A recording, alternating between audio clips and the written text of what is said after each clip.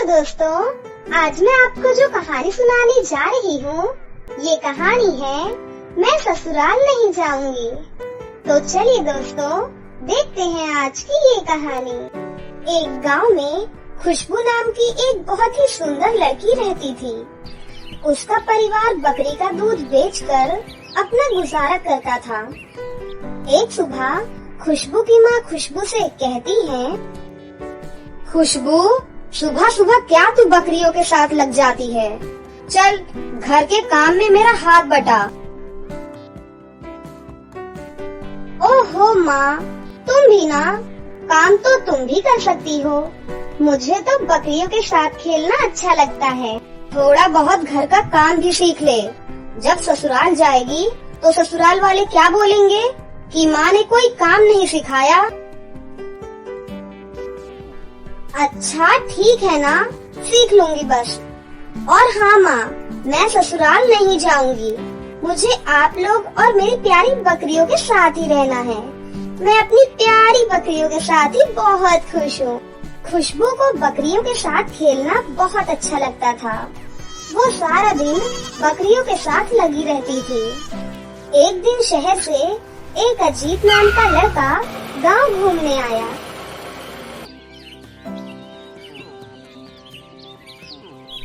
अरे वाह, कितना सुंदर गांव है। इतनी हरियाली है यहाँ पर। यहाँ चारों तरफ खेत ही खेत हैं। बिल्कुल शांति है यहाँ।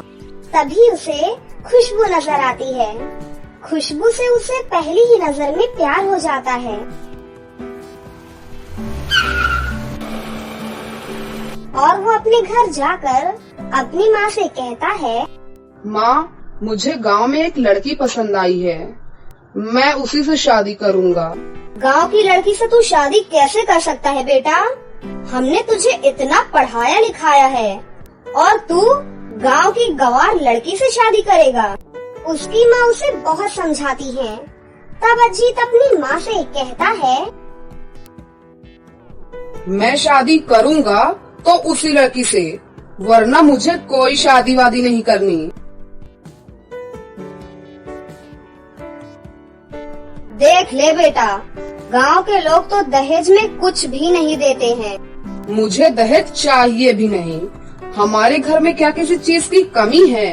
अच्छा ठीक है, करवा देंगे तेरी शादी। लड़के वाले शादी का रिश्ता लेकर खुशबू के घर जाते हैं।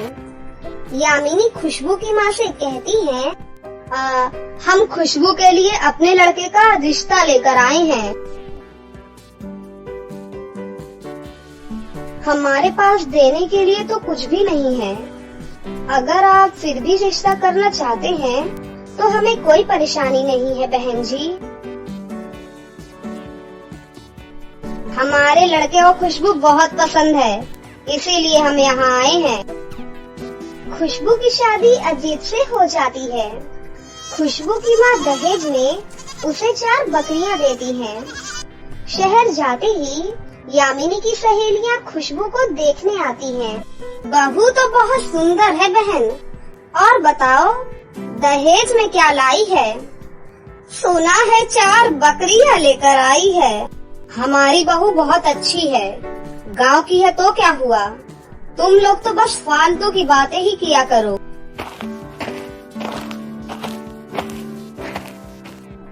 सहेलियों के ताने सुनने के बाद यामिनी मन ही मन खुशबू को कोसने लगती है और बात बात पर उसे ताने सुनाने लगती है। एक दिन सुबह यामिनी, खुशबू, अरे ओ खुशबू, कहाँ मर गई? सुबह के 8 बज रहे हैं, अभी तक तुझसे चाय नहीं बनी क्या?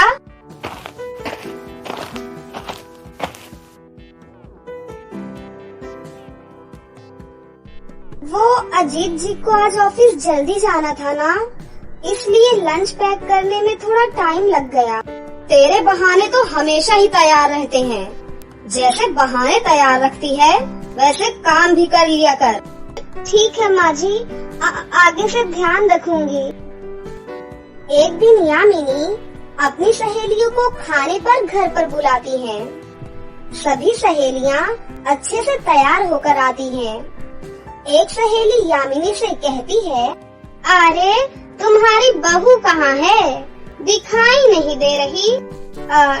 यहीं कहीं होगी, घर में कहीं दिख तो नहीं रही। तुम बैठो ना, मैं उसे बुला कर लाती हूँ। हाँ हाँ, जल्दी बुलाओ। यामिनी खुशबू को आवाज लगाती है, लेकिन खुशबू घर पर नहीं होती। कुछ देर बाद खुशबू घास की गठरी लेकर आती है।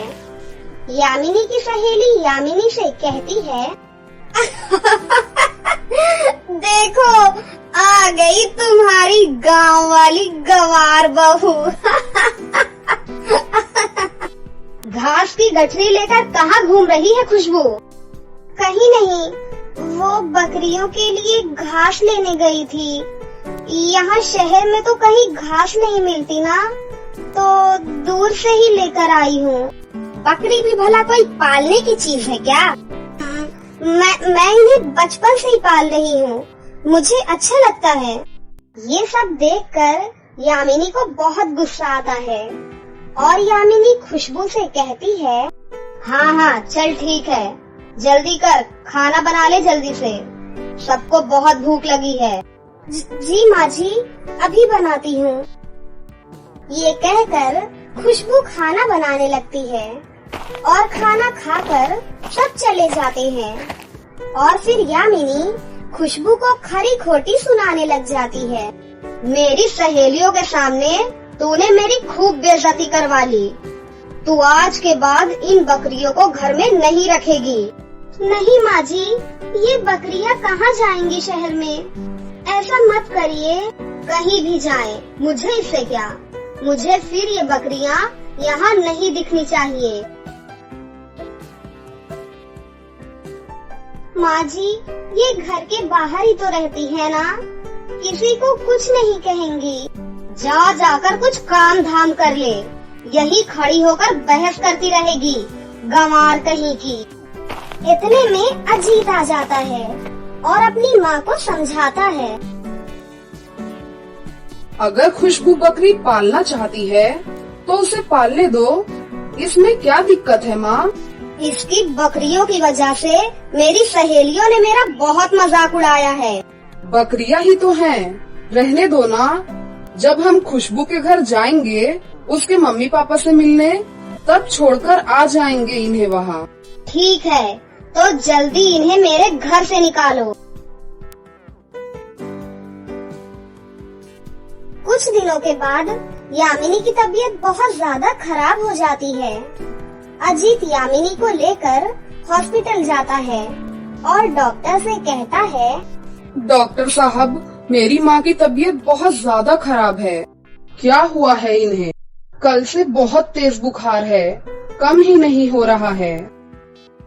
डॉक्टर अजीत की माँ का ब्लड टेस्ट करवाते हैं और अजीत से कहते हैं, तुम्हारी माँ को डेंगू हुआ है, इनका इलाज जल्दी ही शुरू करना पड़ेगा और तुम्हें भी इनका बहुत अच्छे से ख्याल रखना होगा। हाँ डॉक्टर साहब, मैं बिल्कुल अच्छे से ध्यान रखूंगा। इन्हें खाने में फल ही दीजिए और अगर कहीं से हो सके तो बकरी का दूध भी पिलाइए। शहर में तो कहीं मिलेगा नहीं, लेकिन अगर मिल जाए तो बहुत अच्छी बात है। बकरी तो हमने घर में ही पाली हुई है डॉक्टर साहब। अरे वाह, ये तो बहुत अच्छी बात है। बकरी का दूध जितना हो सके उतना पिलाइए इन्हें। ठीक है डॉक्टर साहब, बिल्कुल, मैं इन्हें जरूर पिलाऊंगा। खुशबू रोज बकरी का दूध निकालकर यामिनी को पिलाती है और अपनी सास का बहुत ख्याल रखती है। फिर कुछ ही दिनों में यामिनी बिल्कुल ठीक हो जाती है और वो खुशबू से कहती है, मुझे माफ कर दे खुशबू बेटा, मैंने तुम्हें कितना कुछ कहा। आज तुम्हारी इन बकरियों की वजह से मेरी जान बच गई है। ये तो मेरा फर्ज था माँ जी। अब से हम मिलकर इन्हें पालेंगे और इनको खूब प्यार करेंगे और बकरी का दूध बेचकर तो हम पैसे भी कमा सकते हैं ना। अरे नहीं, हम दूध नहीं बेचेंगे, हम जरूरतमंद लोगों को फ्री में देंगे ये दूध। ये सुनकर खुशबू बहुत ही ज्यादा खुश हो जाती है और अपने परिवार और बकरियों के साथ खुशी खुशी रहने लग जाती है। शिवानी की सहेली अनीता की शादी जयपुर में हुई थी। शादी के बाद अनीता का फोन आता है। हेलो शिवानी, मैं अनीता बोल रही हूँ। अनीता, कैसी है तू? शादी के बाद तो तू मुझे भूल ही गई। वैसे जयपुर का मौसम कैसा है? शिवानी, मैं जयपुर में नहीं, मुंबई में हूँ, मायके में। इसीलिए तो तुझे फोन किया है। तुझसे मिलने का बहुत मन था। क्या तुम मुंबई आई हुई है? चल, मैं थोड़ी देर में तुझसे मिलने आती हूँ। शिवानी अनीता से मिलने जाती है, पर वो अनीता की ससुराल की बातें सुनकर घबरा जाती है। क्या तुझे ससुराल में इतना काम करना पड़ता है? तो और क्या, शादी के बाद तो मेरी लाइफ बहुत ही बंद सी गई है। वही सुबह 5 बजे सोकर उठो, फिर घर के सारे काम करो, दिन भर सास ससुर नंद सबके ताने सुनो। इतना करने के बाद भी कोई 2 मीठे बोल नहीं बोलता। हर चीज में टोका टोकी करना। मेरी सास तो इतनी तेज है कि हर समय मेरे पीछे पड़ी रहती है।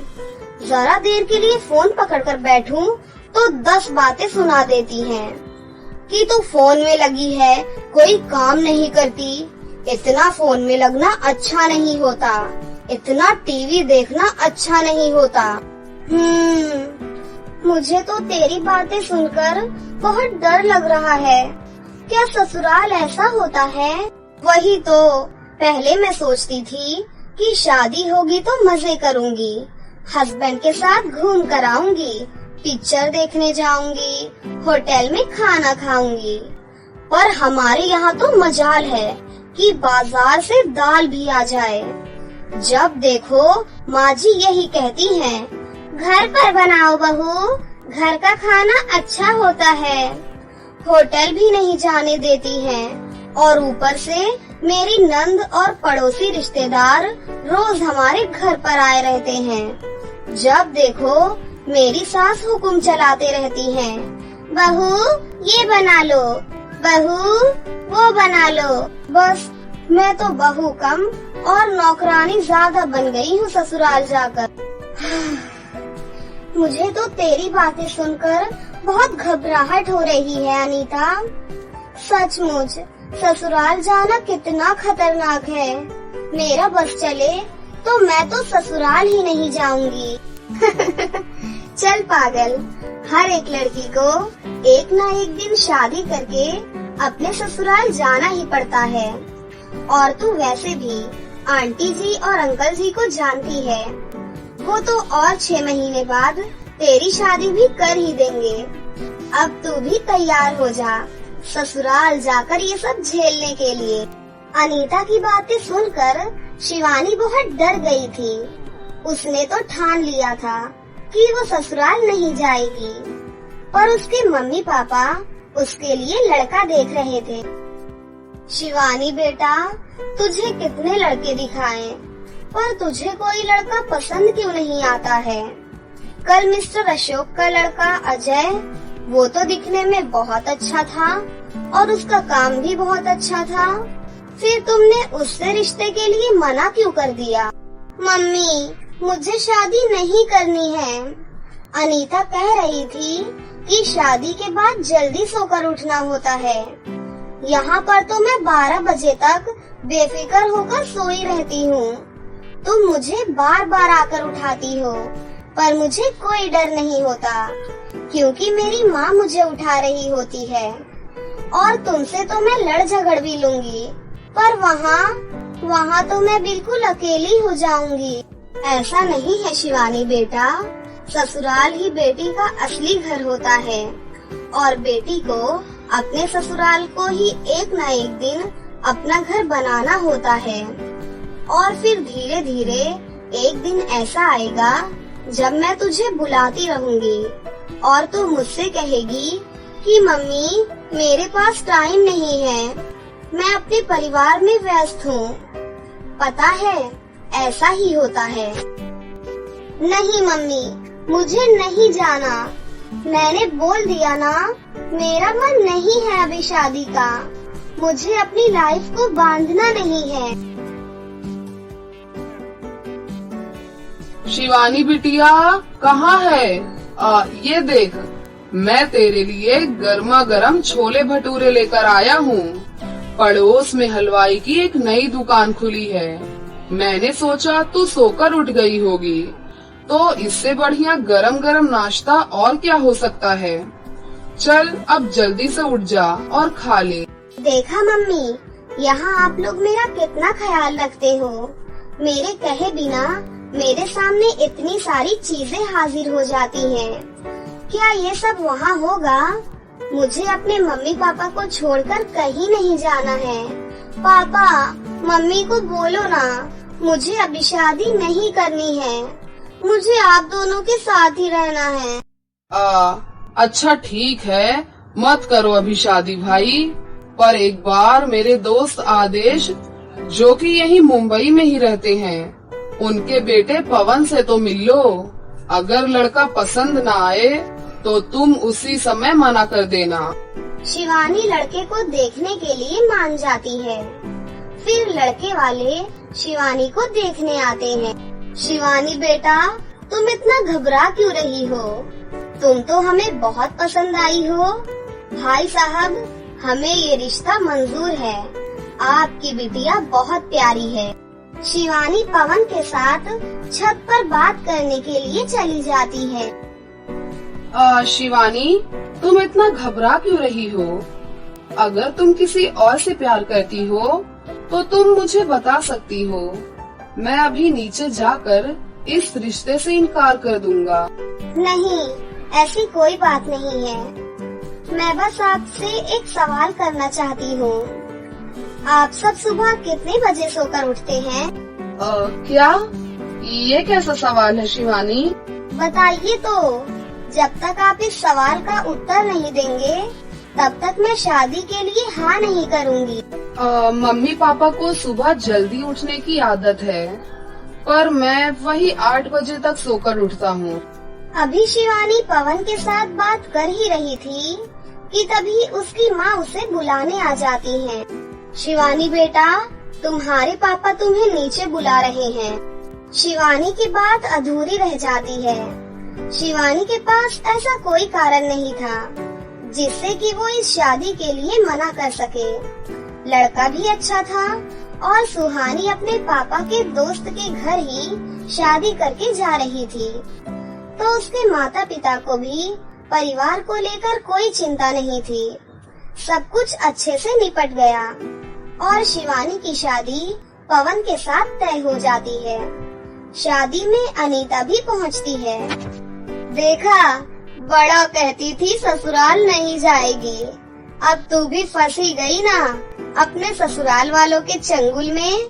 अब देखना, तेरी रात की नींद और दिन का चैन उड़ गया समझ। अनीता, मैं पहले से ही बहुत डरी हुई हूँ।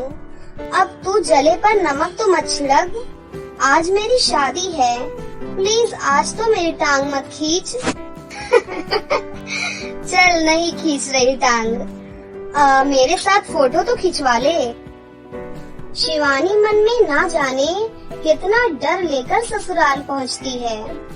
उसके मन में यही सवाल चल रहे थे कि वो अपने ससुराल में कैसे रहेगी। सब कुछ बदल गया था। उसके मम्मी पापा आसपास नहीं थे। नए चेहरे सास ससुर के रूप में उसके सामने थे।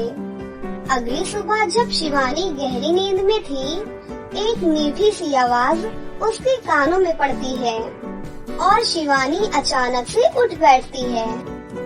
सॉरी मम्मी जी, अभी 5 ही बजे हैं। मुझे पता था मुझे 5 बजे उठना है। शादी के बाद ससुराल में सुबह 5 ही बजे सोकर उठते हैं, ये मुझे पता था। अच्छा हुआ मैं अलार्म लगाकर सोई थी। अरे बेटा, तुम इतना घबरा क्यों रही हो? मैं तो तुम्हारे लिए गरम गरम चाय लाई थी। पर तुम ये क्या बोल रही हो बेटा? 5 नहीं 10 बज रहे हैं। मैंने सोचा तुम शादी की थकान से नींद में हो, इसलिए मैं तुम्हारे लिए चाय खुद ही ले आई। 10 बज रहे हैं पर मम्मी जी ने मुझे उठाया नहीं। पर अनीता तो कह रही थी कि उसकी सास ने अगले ही दिन उसे सुबह जल्दी उठा दिया था। ये सब उल्टा क्यों हो रहा है? शिवानी नहा धोकर तैयार होकर रसोई में जाती है। शिवानी बेटा, तुम डाइनिंग टेबल पर बैठो। देखो, तुम्हारे ससुर जी तुम्हारे लिए रबड़ी, जलेबी, ढोकला और पता नहीं क्या क्या नाश्ता लेकर आ गए हैं। इन्हें पता ही नहीं था कि मैंने तुम्हारे लिए नाश्ते में आलू पूरी बनाई है। अब ये सब तुम्हें ही खत्म करना है। कितनी दुबली पतली हो बेटा, खाने के मामले में सोचा मत करो। जो भी खाना है तुम्हारा अपना घर है, सब कुछ खुला है, तुम कुछ भी खाओ, यहाँ कोई रोक टोक नहीं है। ये तुम्हारा अपना घर है। मैं ससुराल को लेकर कितनी गलत फहमी में थी। हर कोई एक सा नहीं होता, सबका अपना स्वभाव होता है और ससुराल को अपना बनाना तो एक लड़की के हाथ में होता है। ये बात मुझे समझ में आ गई है। मैं अनीता को भी समझा दूंगी कि वो अपने ससुराल को अपना घर समझकर रहे। शिवानी अपने ससुराल में बहुत खुश थी।